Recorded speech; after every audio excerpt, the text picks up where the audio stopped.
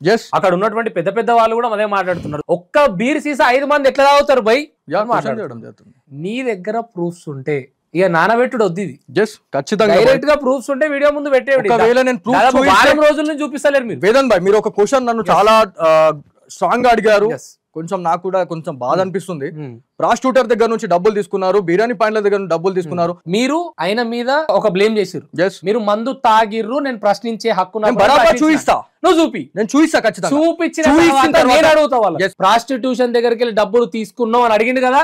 నీకు దమ్ము ఉంటే ఈరోజు జర్నలిస్ట్ బాలాజీ నువ్వు తాగినట్టు ప్రూఫ్ చూపించి, నీకు దమ్ము ఉంటే నువ్వు ప్రూఫ్ చూపి బాలాజీ ప్రాస్టిట్యూషన్ దగ్గరికి వెళ్ళి 20,000 తీసుకున్నట్టు అని అడుగుతా. టెంపుల్ గురించి డైవర్ట్ ఎందుకు చేస్తున్నారు అనేది ఎగ్జాక్ట్లీ నా క్వశ్చన్. ఆ క్వశ్చన్ బ్యాంక్ లో ద సేమ్ పాయింట్ నేను రాసుకున్నా. అంటే నేను నీ తప్పు చూపించడం, నువ్వు నా తప్పు చూపి కాదు మ్యాటర్.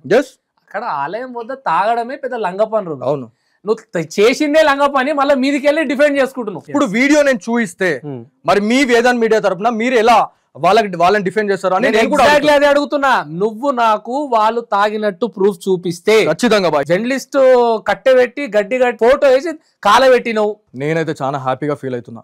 అంత మంచి జ్ఞాన సరస్వతి అమ్మవారి గడ్డ పైన ఒక ధర్మం కోసం పోరాడుతున్నటువంటి నన్ను సజీవ దహనం చేశారు.